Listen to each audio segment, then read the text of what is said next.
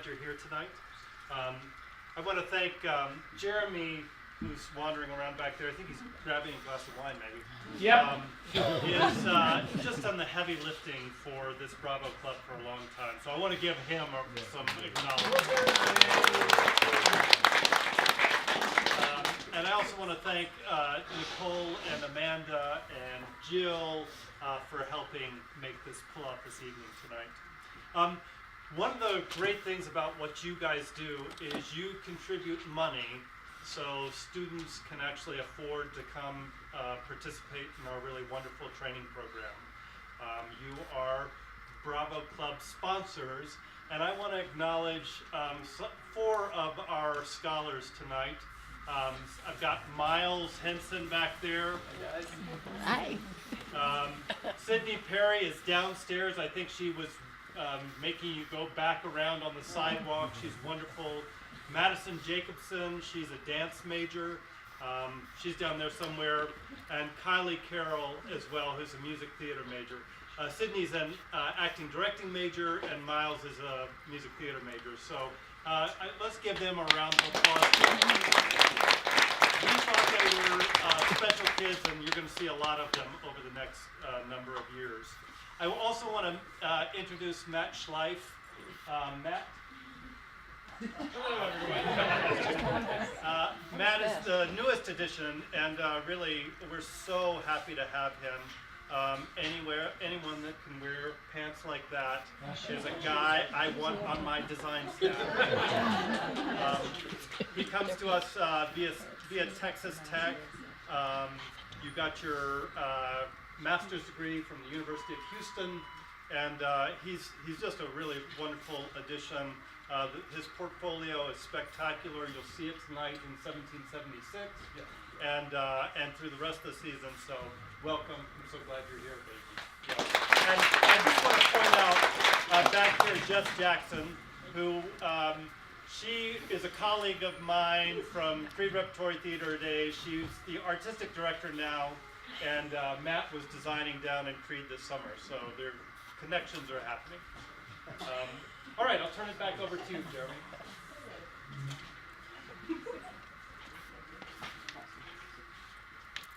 So yesterday,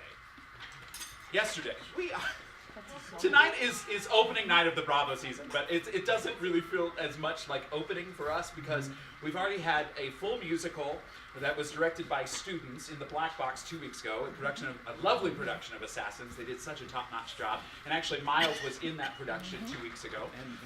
We had a cabaret that started us off in the first week of class, and yesterday we hosted the Western Colorado High School Performing Arts Festival. In its 3rd year, we had 100 high schoolers here from 6 different high schools.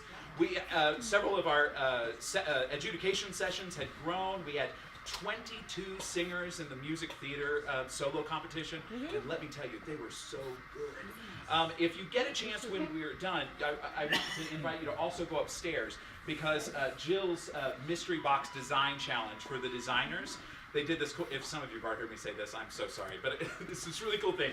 They had to create their own superhero and their own superpower for that superhero, and then design a costume for them with using only food, candy, and glue. And some of the stuff they come up with is just really stunning, especially the young lady who won, a student from Glenwood High School. It's really amazing, right? So if you get a chance before we go downstairs, we ask that you go check that out. It's really great. But we're so glad. Oh, one other thing. Actually, the walls that you were standing in front of for the photos, those were painted by high schoolers yesterday in Matt's painting workshop. And they did such a great job. I'm like, I'm going to use those for backdrop photos. That's what we're going to do. So our next performance coming up is the second in our cabaret series, which again is the Bravo Cabaret series, and it helps us raise more scholarship money for musical theater students. It's going to be the second of our 3-year American Songbook cabarets. It's called Fascinating Rhythm, and it's celebrating the jazz musicians of musical theater. It's going to be Duke Ellington, the Gershwins, Harold Arlen, and the Little Johnny Mercer. That'll be October 19th and 20th, and that'll be downstairs in the Black Box. So like I told you a minute ago, we are really trying to mix up the Bravo Club behind the scenes series this year, okay? So this is something I want to make sure we all get because we're really worried about this, aren't we? We're really worried. November 2nd is a Friday, and it is not during the run of Clybourne Park. But that is when we're doing the Clybourne Park Bravo meeting, okay? And the reason we're doing that is because we've just teamed up with the Avalon this season, and our next 3 main stage shows, we are showing films in conjunction with the Avalon that are related to the productions, the next 3 productions. So the first one to kick us off is going to be our Bravo reception on Friday, November 2nd. The show doesn't open until a week and a half later, okay? But that'll be down at the Avalon. It's going to be catered by Two Rivers.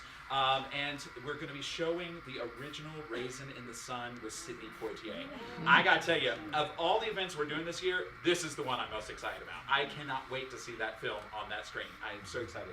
And then we'll be doing 2 others. We'll talk more about that at the Clybourne Park, so check those out. But it's just tons of fun. But the most important thing, and you're going to get a lot of emails about this, and we're probably going to call you, and we're going to harass you because we're really worried no one will remember that it's November 2nd and not the Saturday of the opening, okay? But we really want you to be there because it's going to be a ton of fun. Also, Jeremy? Yes, sorry, please. Can I just say too, do not buy a film ticket because it's, for that particular one, since you're Bravo Club members and we're having a reception there, your tickets will be taken care of. So you get a movie and a reception and a show. That's awesome. All right. So let's talk a little bit about 1776. I'll put my wrong. I mean business now. So 1776, just a little bit of history behind it. It was written in 1969. Now, everybody take a moment and orient your historical selves to 1969, where around the Civil Rights Movement, Vietnam is taking place, or we're over in Vietnam. And 1969, this former high school history teacher named Sherman Edwards decides he's going to write a musical about the Founding Fathers writing the Declaration of Independence. Now, most people stop right there and they're like, he was a history teacher. That's what he did. But it is actually much more interesting because Sherman Edwards not only taught history in high schools before he wrote 1776, but he also worked in the Brill Building. Now, some of you who've been around for a while remember me talking about the Brill Building, which was kind of the home of rock and roll, and Neil Sedaka and Carole King were writing in the Brill Building. He was writing songs in the late 60s, late 50s, early 60s, top 10 hits that were performed by Elvis, Eddie Fisher. He collaborated with Hal David of Burt Bacharach fame. And then he was like, I'm done with rock and roll. I'm so bored with rock and roll. I'm going to go write a musical, as you do. Now, what Doug and I will tell you, because Doug's our conductor and music director tonight, and what Doug and I will tell you is we've spent the last 3 or 4 months on this score. And he's definitely a rock and roll writer who was trying to write his first score. And the reason we will say that is because there are moments, if you're a musical person, you're going to love this. If not, just nod, it'll be fine. But if the fermata, a fermata in a score means we're going to hold for a minute. And he uses fermatas just to be like, we're going to stretch it for a second and then move on. And then sometimes he put railroad tracks in or the Caesurius in, and he's like, I actually just want you to take a breath. Keep going. Yeah. So it definitely isn't a Broadway composer in his first tryout. This is going to be his only major musical that he writes, and really this is going to be the thing that he's most remembered for. He actually wrote the book and all the songs, and then the book was taken over by a man named Peter Stone. Now, you might know Peter Stone if you remember the film Charade with Cary Grant and Audrey Hepburn. He wrote the screenplay for that. They brought in Peter Stone to rewrite the script, and when he rewrote the script, he included all the historic research he had done in the writings that people from the Continental Congress had written about that time period years later. And so he had taken actual journal writings and memoir writings and put them into dialogue in the center of this show. It was kind of a lightning rod politically at that time because most people loved it, especially in politics. Richard Nixon notably loved the show. In 1970, in February 1970, he brought the show in full production, full cast, full orchestra to the White House to perform the entire show. It's about 2.5 hours. The entire show in the East Room. And it took them about a year to negotiate this, because there's a song toward the end of the first act that is called Cool, Cool, Considerate Men. And it used to be called Cool, Cool Conservative Men. And one of the lyrics is, to the right, ever to the right, never to the left, always to the right. And he really didn't like this. For about a year, the administration was trying to get the song removed from the show altogether. And they decided it was okay as long as we changed conservative men to cool, cool, considerate men. Although the lyric cool, cool, conservative men still remains in there in a portion of the song. He loved it. They brought it to the White House, and the orchestra's there, but they don't have room in that tiny space for all of Congress, because most of Congress came with their wives. And they didn't have room for the orchestra, so they put the orchestra out in the hall. And of course, because it's a performance at the White House, then the U.S. Marine Band must be playing also known as the President's Own, right? So the President's Own has to also play. So they have the U.S. Marine Band and the pit orchestra from Broadway crammed into a hallway. I like to picture it kind of like this. And they are playing so loud that the actors can barely hear themselves over this large orchestra because you had a huge brass band playing along. They make a movie out of it in 1971. 1971, when they make the movie, the director had just finished working on this little film called My Fair Lady.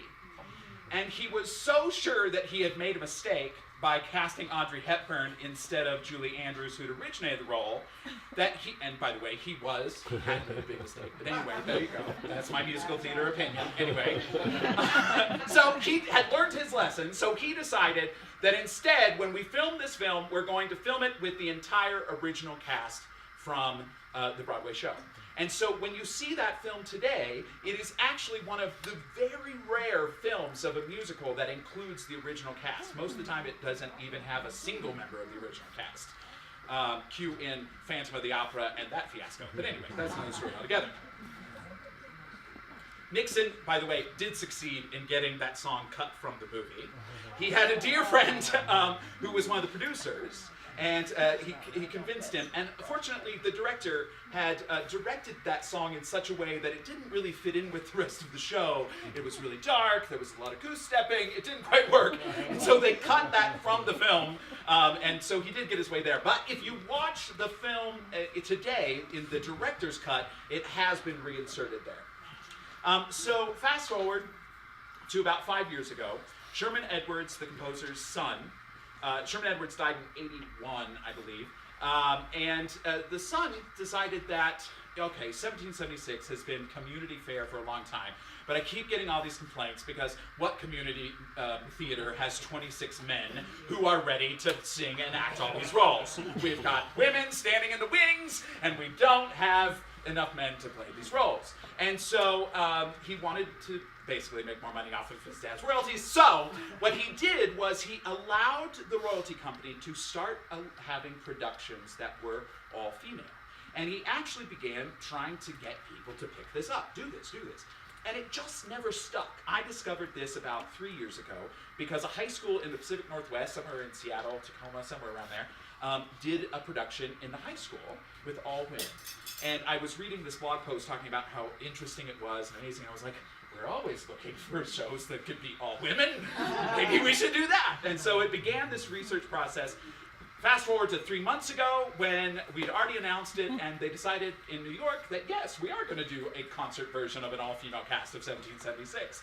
They did it at 54 Below, and you can actually see some of the clips from on YouTube from that night, and hopefully they're trying to push that to a full Broadway run originally. At which point, I want to introduce my dear friend, who is our costumer. Typically, you've met her before, but she's also the director for tonight's show. And we thought we'd have just a little conversation about what happened here. So will you please make welcome Jill Van Russell. So Jill, my first question for you is... Okay, casual chat here. Casual chat. Is this... Casual chat, 13 minutes. Okay. Is it... Ready. Is this your first time directing a show while you're also costuming it? It actually is not. I actually became interested in costume design because I was directing. I sort of made my way through a very circuitous route into costume design. I started as a performer in musical theater, then I discovered directing, which I absolutely fell in love with, taking the big picture of things, but I was often in these small situations where I had to do a lot of different things. So I started doing costume design while I was directing the show, and it was just a really interesting way of being able to think about the show, to think about the characters, who they were, what was the world we were trying to create, what was the story I was trying to tell. So those two things have always been very intermingled for me. All the things I love about directing, tearing apart a story, analyzing characters, building worlds, are all the things I love about costume design. And I eventually veered into that track instead, just as a better fit. But I did start to get the yen to direct again a little while ago, so this was an amazing opportunity. Yeah. So that was your way into costuming. Yeah. What was your way into this show? Like when you first got to it, like how did you get into it? Well, I think there's maybe a two-part answer, because I know when we programmed this and being on the committee to select the season together, and we were talking about wanting to do the show, and I think it was maybe even Jeremy's idea to do an all-female cast. We threw that idea out there. And so my first question, I think my first part one of the answer is how to sort of find my way into the all-female cast, which I admit I was rather dubious about. I thought, yeah, that's cool. Okay, and then I read it and I thought, well, what does this mean really? Because this is a fairly traditional show. It's not Hamilton, which is able to do all this kind of unusual, non-traditional casting of historical characters because it's already speaking in a new language. It's already using a new musical language. 1776 is really not that. And so that took me a long time of brain bending of, so what does it mean when you put women in these roles, and what are they going to look like, and are they playing men? And I spent actually a couple of months really wrestling with it over the summer, until I heard an interview of Lin-Manuel Miranda, creator of Hamilton, with Oprah. And he was talking about a high schooler who had talked to him about the power of seeing someone that looked like him playing these roles. And that history was something very remote from him, that it was a bunch of dead white guys, essentially, and that to see a Thomas Jefferson, to see these words coming out of someone that looked like him was a really exciting, renewing, it gave a sense of possibility that he had not really experienced. And that to me was the light bulb of all women. It was, all we have to do is tell the story. We just have to tell this particular story, which is really vibrant and relevant right now. Just as it was when there was a lot of unrest in the 60s, and a lot of unrest in 1776. But the very fact of just putting the women in these roles, of having these words, these songs, these characters be on different bodies, different faces, different voices, might just open up a new way of looking at history as not something remote and finished and past, but as something that's also right now, that we're wrestling with right now. So that was sort of wrestling it all around to coming back to the simple point of, we just have to tell the story. We just have to do a beautiful, heartfelt, funny, moving, romantic, all the things that we try to do all the time, show. And we'll see what you guys think about who's telling the story. So that was the way into all ladies.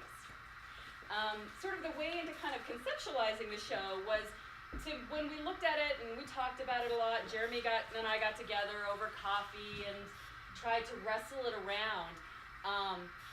Is that it was really shocking how current it seemed. How current, that it was really at its heart, it's a story about people who want to change and people who want to stay the same. And it's the tension that occurs And they say it from the very beginning of the show. They say, someone ought to open up a window. And the other half of the room says, nope, there's too many flies. We cannot open windows. So it's all about who wants to change and who wants to stay the same and the tension between that. And so we started from the idea of windows and doorways and how do we make it feel like the past and the present and all these people that are on the verge of something. They're on the verge of making something, and it's all about the risk and the fear and the conflict and the compromises of that. So that's where we started with trying to find a concept that was a little bit then and a little bit now, to sort of draw that all together. Yeah. So how did that work itself out into design, specifically costume design? How did that, and in the end, Sure. that concept ended up in costumes? Yeah. So we didn't want to, because we didn't want to hide that these were women, even though they're playing men. They're playing these historically, characters that we know historically are men. So we decided to have the 18th century menswear, but we would do it in a modern way. We would take away some of the trappings that might disguise them, like heavy coats. The suit over by where you came in and had your pictures taken is an example, fancier than what these gentlemen would have been wearing in the Congress. But we decided to take that but scale away the extras. So we took away the coats, we took away the wigs, we let them use their own contemporary hair and just sort of suggested what the character might look like. And then we made our own costumes so that they would fit their bodies. So that it would be sort of women power suit 18th century style dresses. That was the approach that we tried to take. So again, we'd have a little bit of then and a little bit of now. Rather than trying to fit them into pre-made men's costumes. Right, we really couldn't, because that would have sort of defeated our purpose of sort of scaling it back and letting you see them and also letting you see history. We didn't want to put them in disguise in any way. So it's an interesting thing. We decided to just approach these characters as characters. And we told them, and Jeremy can maybe speak to this vocally in our audition process, we didn't have any real preconceived notions. This is really exciting because the range of roles for women in music theater is pretty narrowly prescribed. They fit into very specific archetypes. And here we had a range of roles that were open to them. We didn't know who would be in any of them and exactly what we were looking for.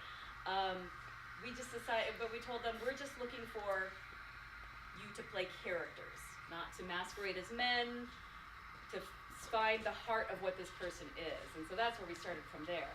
How did you think, so you might want to talk about the musical aspect of that, of the challenges of that. Yeah, it was so interesting because so much of the orchestration is, there was a couple of nights ago where we were having an electric problem, so sound went out.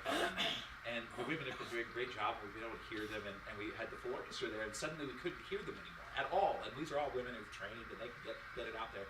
But the orchestrations themselves were orchestrated for male voices to cut through them, not female voices to cut through them. Very low. And so that was the first challenge. The second challenge is that a couple things. One is that these roles were, there's maybe 2 roles in the show that were actually meant to be sung, and everything else is, that's kind of shouted.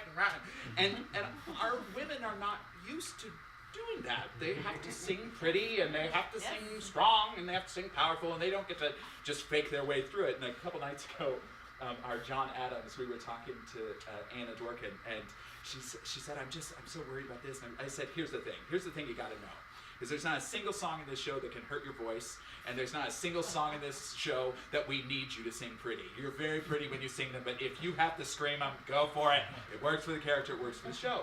And so one of the first things was bringing the keys down. There are a couple of original keys in the show. I won't tell you which ones, but we brought the keys down a little bit. And so that was probably the biggest challenge there, was trying to find how it fit the female voice as well. Of course, in musical theater, we're also dealing with 2 different ways to sing for women, more often than we're dealing with men. Do you sing in a legit vocal style? Do you sing in a belt vocal style? And for some of these characters, it really needed to be belt. And for some of these characters, like Rutledge singing Molasses to Rum to Slaves in the second act, really needed to be treated like a soprano aria, if anything else. So yeah, that was one of the biggest challenge. What was your biggest challenge? you know, when we were just talking about this over a margarita last night, is that actually one of the biggest challenges was to get the women to engage in an aggressive manner. This is a show about aggressive conflict and debate. And I think, you know, when I was growing up, and I think this still exists now, women just tend to interact in a different way. They tend to wait for a space to speak. They tend to wait to be given permission or raise their hand, and they're very nice and polite. And the women were extremely polite on stage. And we had to keep saying, you can't be nice. This is a fight. You have to jump in, you have to argue your point, you have to fight to the death. And that was really kind of one of the biggest hurdles, I think, for them to get over, is to find a different way of engaging as a character. Because it's not a way that female characters in music theater, especially, I think, actually ever engage. And so just kind of finding what that, without losing themselves, you know, to still be true to the characters, but to really find the fight in it was really kind of one of the challenges, I think. One of the things she's talking about, we actually see in this show. Originally, there are 2 female roles. There are only 2 women in this role in this show typically, and they are Abigail Adams and Martha Jefferson. Martha Jefferson shows up in the middle of the first act to sing a sexy song, and then she disappears and we never see her again.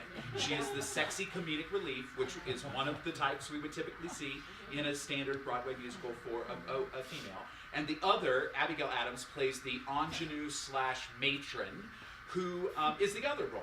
And some really interesting things came out of your discussion with the women about where their difficulties were. Yeah. Because that's what they're typically having to see in a show is, okay, am I the ingenue or am I the sexy, funny young person? Which is it? And in this case... They're none of the above. None of the above. So it was a different challenge for them. We had one night and where we were just kind of getting ready to go into the final couple of weeks. We had the groundwork for the show laid and we were now going to go forward. And actually, Jeremy encouraged me to do something that I've never really done before. I like to just get in there, get things up, and get them going. But I was having all this conflict about, well, how are they? I don't know if they're having problems with this, and maybe we should talk. And we actually just spent a rehearsal one night sitting down, and I just said, so how is this going for you? Are you finding it difficult to play these male roles? How are you finding your way into this? And their responses were really fascinating. And they had sort of, I think, divorced themselves from the fact that these were men, and they were just trying to engage with them as characters. They talked about how it was the first time they'd ever been able to just, instead of choosing from the 3 types, they could just look for the role that they seemed to connect with or was the most interesting to them to audition for. It was very interesting, the dynamics that they saw in playing these roles, and they seemed to find it really empowering. It was a fascinating discussion. So we're almost out of time, so I'm going to ask one last question, and that is what is the moment or takeaway from the show? And I'm going to go quick and sort of talk about what I think, if that's okay. Yes, you go first. And so what I take from it is, I'll be honest, I don't ever care to see 1776 and the other way again. That's the truth, is that it's so different and so interesting, and you're able to kind of see it without any pretense. And the other thing I'll tell you is that my favorite moment is, 2 favorite moments, is the end of Act 1. Because Sherman Edwards kind of takes us back, because it easily could have been this score that is the Star Spangled Banner and Stars and Stripes and all the patriotic songs kind of woven in. And there's 2 little sections where we get a little hint of the Star Spangled Banner in 2 different songs, and that's about it. But at the end of Act 1, instead of kind of a big dancing number to roll us off into intermission after you sat there for an hour and a half, fair warning, instead he brings it down to this real somber place where you're reminded that what these people are trying to decide is not going to just end with them. That is going to end up in several years of war, lots of deaths, that it isn't the end, that there is more to come even after they make this decision. And that's what stands out for me. What about you? Finish your talk. There's 2 things. Ben Franklin says many wonderful things in this play. That's right. Okay, but one of the things that resonated so much for me is that it was so relevant to right now is and I'm wildly paraphrasing here. In Scolding John Adams, he says, "You may not like these men, but this thing you're trying to create is going to include them, so you better learn how to get along with them." And it really exemplifies to me, and what I think I love is the end of the second act. So, and then we'll give that away. But this whole idea, I think that we tried to engage with in this production on every level, in the design and music and everything, is that history is not a finished product. It's an ongoing process. This was an experiment when they started it. It's still an experiment now. And it doesn't end with a big rah-rah. It ends on the beginning of something else. And I think that has been the most interesting thing for me to try and engage with this production. So we hope you enjoy it. Thank you, Jill Van Brussels.